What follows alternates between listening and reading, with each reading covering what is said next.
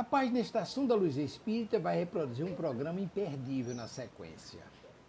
O programa Espírita Missionários da Luz, produção da Rádio Rio de Janeiro, 1400 AM, com a apresentação de Berenice Lima e Deusa Nogueira, ambas do Rio de Janeiro, transmissão da Web Rádio Estação da Luz de Natal. Convidamos você para nos acompanhar em mais esse trabalho que não tem fins lucrativos. O objetivo é a divulgação da doutrina. Muitíssimo obrigado pela sua companhia e vamos ao programa.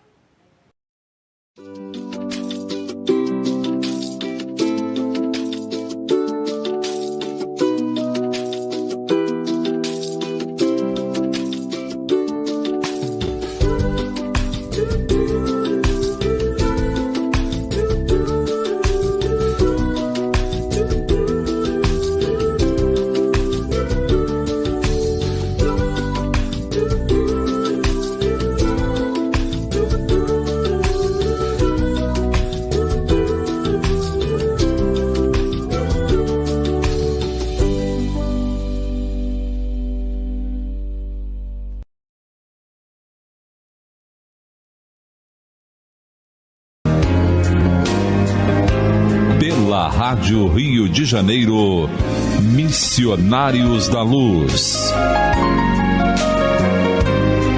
Produção e apresentação, Berenice Lima e Deusa Nogueira.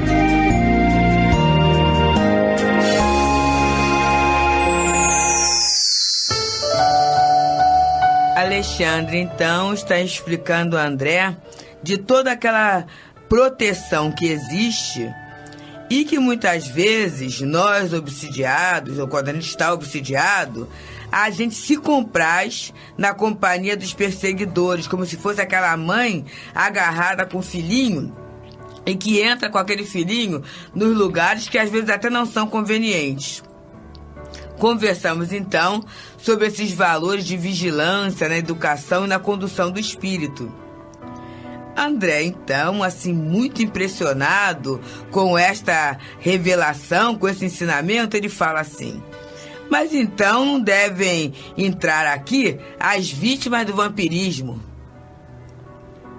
Alexandre diz: a rigor, André, não deveriam entrar, mesmo porque há muitos centros onde podem ser socorridas. Mas algumas vezes a caridade fraternal aconselha a tolerância, mesmo em ambientes como este. É interessante que essa palavra aí, que é a palavra-chave, é tolerância. A gente tem que ter tolerância. E se a gente fala assim, não tenho tolerância, faça um plano de desenvolver a tolerância. Porque quando nós somos intolerantes, automaticamente nós nos colocamos na mira da intolerância. Quando a gente é muito exigente com as outras pessoas, a vida começa a ser muito exigente da gente. Lembra que a gente refletiu sobre o programa passado? A gente observar as pessoas, né? E quando a gente realiza aí um trabalho divino, então a gente tem que ser tolerante. Agora veja bem, ser tolerante não é ser omisso, não é nem ser conivente, né? Isso. É apenas ser tolerante, saber o que aquela pessoa pode dar, saber o que ela pode fazer, porque a pessoa percebe. Às vezes, o fulaninho, ele não entende nada. Entende. E se nós demonstrarmos tolerância, a pessoa vai começar a ficar envergonhada. A ter estímulo para melhorar, não é? No livro Mediunidade e Evangelho, no capítulo 8º, em que ele fala a participação do médium, ele vem explicando pra gente que a gente às vezes fala assim, mas acontece que a deusa tá no trabalho, mas ela é assim, assim, assado, né?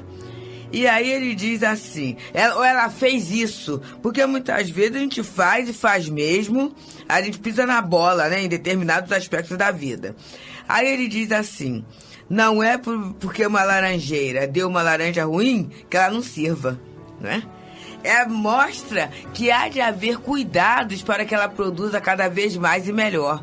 Então isso é uma questão interessante, que a gente às vezes também cobra da casa espírita, mas como é que fulano é médium? Mas ele faz isso, aquilo, outro. Mas ele só não faz só isso. Ele tem uma produção boa. E quando você investe no melhor, como você falou, né, Berenice, a pessoa vai se sentir deslocada e vai se sentir até com vontade de melhorar a si mesmo. Agora, também não é você falar assim, o fulano só produz laranjas ruins, e eu vou dizer, não, eu vou deixar assim mesmo, porque assim, não é assim não. Porque só laranja ruim vai acabar o quê? Prejudicando a própria laranjeira, que tem que ser podada, vai ter que ser colocado remédio, para ter um novo tempo para crescer, e florescer e frutificar. Exatamente. Lá no abrigo nós fazemos um trabalho com as crianças, com os adolescentes da periferia, porque o abrigo é só de crianças, mas nós abrimos para os adolescentes um trabalho. E uma adolescente, só que tem muitas regras. Tem a pontualidade, tem a frequência, tem uma série de questões. E tinha uma adolescente que ela estava o tempo inteiro fora das regras.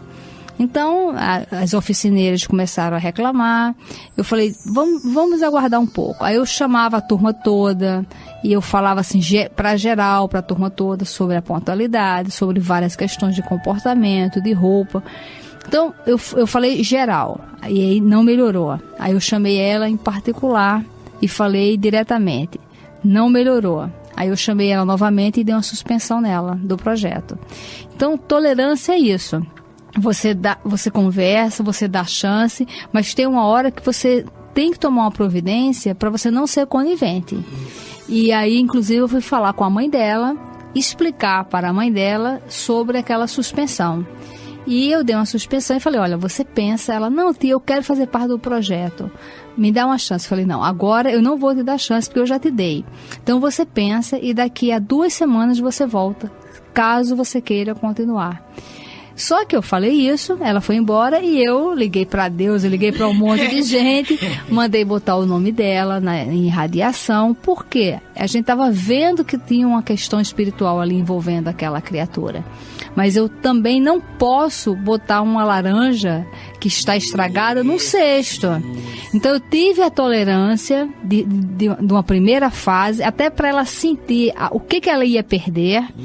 Então quando ela teve noção de tudo que ela ia perder, aí eu dei uma suspensão. E ela realmente retornou agora. E essa semana a mãe dela até foi falar comigo, ai, que bom que você não desistiu da minha filha.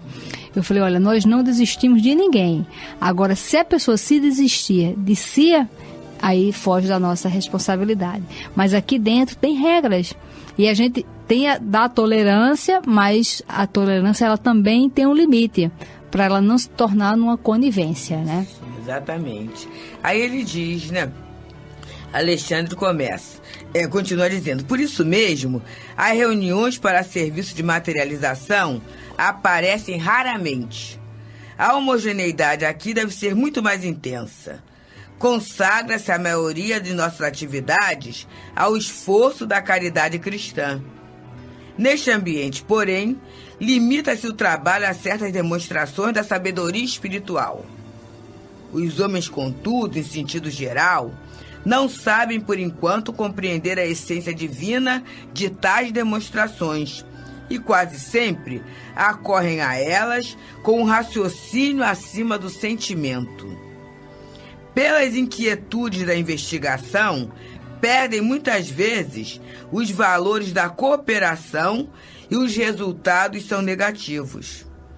No dia, porém, em que conseguirem trazer o coração iluminado, receberão alegrias iguais àquela que desceu sobre os discípulos de Jesus, quando, de portas cerradas, em sublime comunhão de amor e fé, receberam a visita do Mestre, perfeitamente materializado.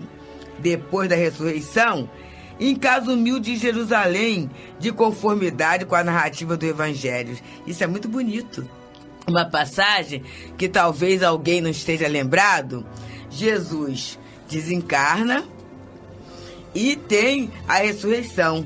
Então nós temos 2 momentos. Primeiro, Jesus se materializa na estrada de Emaús. É muito interessante. Iam 2 discípulos. E os 2 discípulos estavam tristes, deprimidos mesmo. E Jesus pergunta, o que houve? Por que estáis assim, tão pesarosos?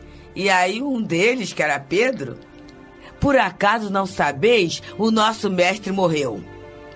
e conta toda a história de Jesus, da crucificação, do sofrimento e da dor que eles estavam ali. E aí o companheiro vai caminhando com eles, até a casa em que eles chegam lá em Jerusalém. E chegando lá, Jesus caminha na estrada de Emaú com os 2 discípulos. Chega lá e estão os outros, né? Estão os outros 9. E ali ele senta, porque ele tem que sentar e ele é visitante. E ele sendo visitante, é dado a ele o pão, esse pão asmo, né? Que é o pão que eles usavam da ceia. Que é de praxe, o visitante partir o pão. E quando Jesus parte o pão, eles reconhecem que era o discípulo, que era Jesus. Então vamos lá, gente. Jesus está no caminho o tempo todo conversando, consolando. E com certeza a conversa de Jesus, só Jesus tinha, né? A gente imagina que conversas eram essas, tão boas. Mas eles só reconhecem Jesus na hora em que ele parte o pão. E ali há uma alegria, um transbordamento, né? Primeiro, pela presença de Jesus amado. Muito bom, né? E segundo, pela constatação da imortalidade. Porque naquele momento eles têm certeza que é Jesus mesmo, por uma atitude material. E aí é que Alexandre diz que se a gente espiritualizar, se a nossa pesquisa, se a curiosidade for útil, nós teremos essas alegrias que os discípulos tiveram, que na verdade foi o quê? Foi constatar que ninguém morre, né? É isso aí. No livro dos médiuns, a questão 104 vem abordando essa materialização. Então, o livro dos médiuns, a questão 104, fala o seguinte: o espírito que quer ou pode fazer-se visível reveste às vezes uma forma ainda mais precisa, com todas as aparências de um corpo sólido, ao ponto de causar completa ilusão e dar a crer aos que observam a aparição que tem diante de si um ser corpóreo. Em alguns casos, finalmente, e sob o império de certas circunstâncias, a tangibilidade se pode tornar real, isto é, possível de se, ao observar, tocar, palpar, sentir na aparição a mesma resistência, o mesmo calor que num corpo vivo, o que não impede que a tangibilidade se desvaneça com a rapidez do relâmpago. Nesses casos, já não é somente com o olhar que se nota a presença do espírito, mas também pelo sentido tátil. Dado se possa atribuir à ilusão ou a uma espécie de fascinação à aparição simplesmente visual, o mesmo já não ocorre quando se consegue segurá-la, palpá-la, quando ela própria segura o observador e o abraça, circunstâncias em que nenhuma dúvida mais é lícita. Os fatos de aparições tangíveis são os mais raros. Porém, os que se têm dado nestes últimos tempos, pela influência de alguns médiuns de grande poder e absolutamente autenticados por testemunhos irrecusáveis, provam e explicam o que a história refere acerca de pessoas que, depois de mortas, se mostraram com todas as aparências da realidade. Todavia, conforme já dissemos, por mais extraordinários que sejam, tais fenômenos perdem inteiramente todo o caráter de maravilhosos, quando conhecida a maneira por que se produzem e quando se compreende que, longe de constituírem uma derrogação das leis da natureza, são apenas efeito de uma aplicação dessas leis. E aí a gente vai aprender nesse estudo como é que esse fenômeno ocorre. E nós temos assim um fato muito interessante. No Núcleo Espírita Pedro e Paulo, como falamos em programas anteriores, o irmão Walter Faria, durante um tempo, na Rua Albano, que era a rua que ele morava, né, havia um espaço em que as materializações aconteciam. E nós conhecemos, assim, 2 irmãos que participaram do trabalho. Tinha o Moacir hoje está no plano espiritual, e tem a Rosalina, que ainda está encarnada, né? E o trabalho de materialização era feito para cura. No caso ali não era nem para pesquisa, era para cura. E o tio Moacir estava lá numa dessas reuniões. E ele havia lido no Livro dos Espíritos que os espíritos se comunicam pelo pensamento. E aí está um espírito materializado, né? Com o aspecto de um franciscano, em que a Rosalina fala que nesse dia, quando o espírito passou por ela estava assim tão envolvida, né? E tão emocionada, que ela fechou os olhos e ela só viu a roupa. E ela foi alguém que ficou curada da coluna nessa reunião. Mas no momento que o espírito passou por ela, foi para atender o tio Moacir. O tio Moacir falou assim, pensou, né? O espírito se comunica pelo pensamento. Tão bom se o espírito viesse botar a mão na minha cabeça. E o espírito então se deslocou e botou a mão na cabeça dele. Quando colocou, tipo assim, eu chorei que nem uma criança, né? De tanta emoção. Porque na verdade não é só botar a mão na cabeça, não é só o toque, né? Não é só a questão da tangibilidade. Foi a vibração de amor que o espírito passou e que acabou surpreendendo, como está no Livro dos Médiuns. E a gente tem a característica da materialização individual, porque pode um espírito se materializar só para Berenice ver, com todas as características. E a materialização, o Livro dos Médiuns trabalha muito, quando ela pode ser vista por qualquer um, mesmo que não seja médium. Porque o fato do espírito materializar para Berenice pode. Mas também quem é que vai garantir que é uma materialização? Porque de repente a Berenice é médium vidente. E o médium vidente, ele vê com todos os detalhes, né? Com todas as características, muitas vezes até fala. Você não tá vendo? Eu em casa eu tenho umas situações, né, que o marido vê. E aí você viu o que passou? Eu não vi nada. Não vi nada. Mas às vezes até aponta. Você não tá vendo? Não tô vendo coisa nenhuma, né? Por quê? Para o médium vidente a coisa é tão concreta que ele julga ver pessoas até encarnadas no momento em que não é a pessoa encarnada que está ali, né? Agora, na materialização, não, todos veem. E tem um caso que aconteceu em Caratinga, em Minas Gerais, que foi a materialização de um espírito encarnado. E quem estava lá, inclusive, foi o Gerson Monteiro, que é o nosso presidente aqui da rádio Rio de Janeiro. Então, o Gerson, ele falou que nessa ocasião o espírito Emmanuel se materializou e chamou o Gerson para ele ir à cabine, porque tinha alguma coisa que ele queria que o Gerson registrasse. E quando o Gerson chegou na cabine, viu o Dr. Bezerra materializado e Chico Xavier ao lado. Chico Xavier, à época, estava encarnado, ou seja, é uma materialização de um espírito encarnado, que isso também acontece. E é interessante que tem um filme chamado Padre Pio, que é um padre que a igreja determinou que fosse feito um filme a seu respeito, que no Brasil é divulgado através das edições paulinas. Então, o Padre Pio, ele era um médium com muitas possibilidades, entre elas a materialização dele quando encarnado, porque ele inclusive ficou preso na clausura durante 8 anos por causa da mediunidade dele, que a igreja queria punir por ele ser médium, e ele não seguia aquelas regras dogmáticas. Isso. Porque ele usava a mediunidade dele para ajudar a população. E foi na época da Primeira Guerra Mundial, foi muito confuso, e mesmo ele preso na clausura, tinha vários relatos dele materializado nas ruas, ajudando as pessoas, ajudando os feridos de guerra, dando notícia às pessoas do plano espiritual, quem tinha desencarnado na guerra, quem não tinha. Ou seja, ele tinha assim, uma possibilidade mediúnica muito grande. E teve um seminário do Divaldo, que o Divaldo abordou ele, falou sobre ele, sobre essa questão. Inclusive, ele tinha o estigma, né? As chagas do Cristo apareciam para eles. E quando o Divaldo abordou essa questão, eu fui pesquisar e encontrei esse filme, que se chama Padre Pio.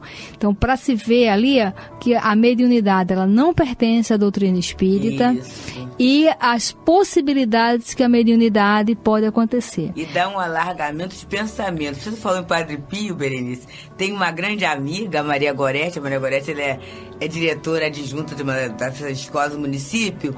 E é interessante que na escola em que ela está, a diretora geral, né? E vários professores, todo mundo espírita, né? E ela, ainda tem eu que entro lá também numa outra atividade, né? E ela se dá com a gente assim perfeitamente. Nenhum de nós se sente constrangidos de conversar sobre as questões do movimento espírita ou questões mediúnicas junto dela. Às vezes até fazemos prece, né? Se é necessário um passe é dado, e ela participando e tudo. E só que ela é catolicíssima e inclusive fez até teologia na PUC e tudo isso. E aí a gente descobriu, né? O que acontece? Ela é uma pesquisadora de Padre Pio. Então, quer dizer, o que a gente conta de fenômeno, ela conhece, sabe que é perfeitamente plausível, ninguém está mentindo, ninguém está obsidiado, não é o demônio, porque Padre Pio também experimentou esses fenômenos, né? Então a gente vê a questão da mediunidade, que bênção que é, né? No alargamento até do relacionamento, quebrando barreira de preconceitos religiosos, não é? Isso, exatamente. E aí, continua, né, André Luiz, Alexandre, em virtude de haver Alexandre entrado em silêncio por alguns instantes, intensifiquei minhas orientações.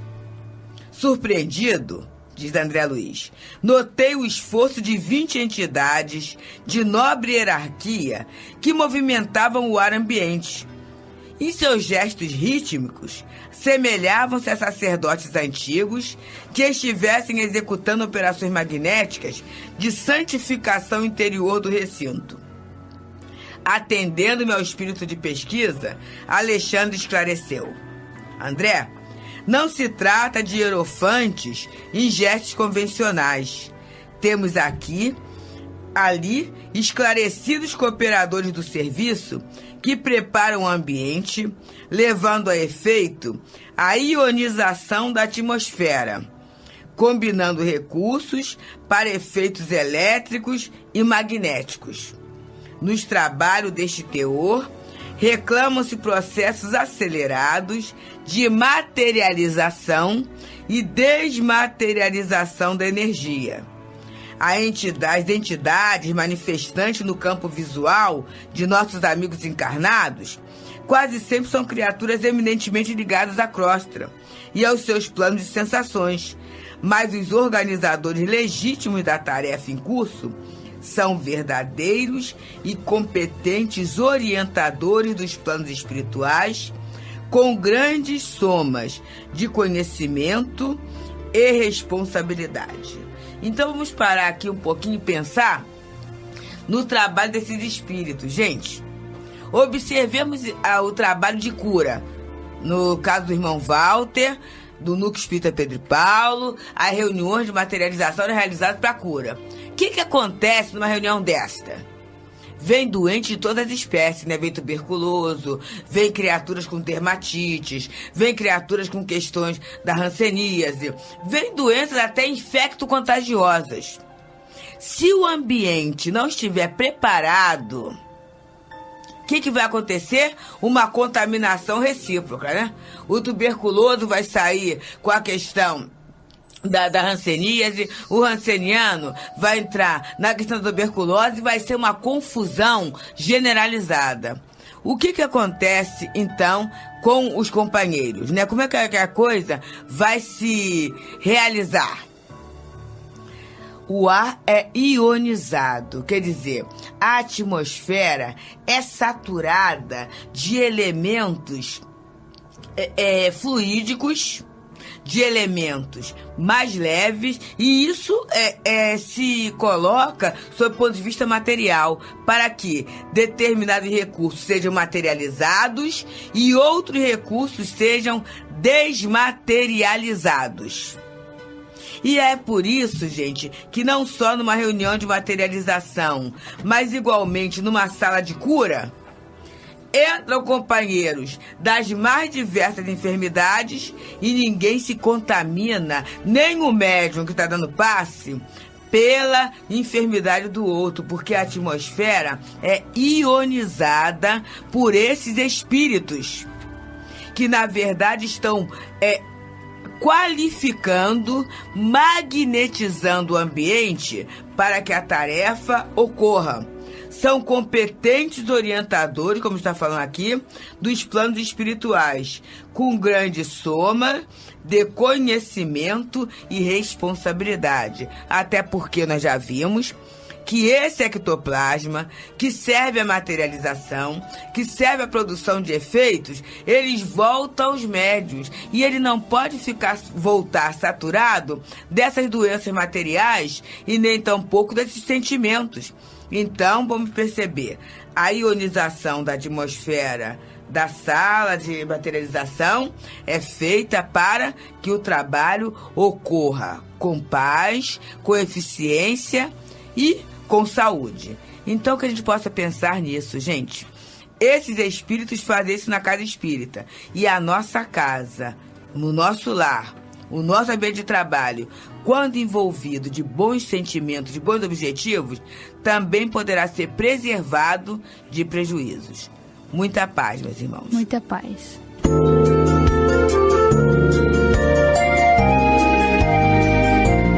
A Rádio Rio de Janeiro apresentou Missionários da Luz.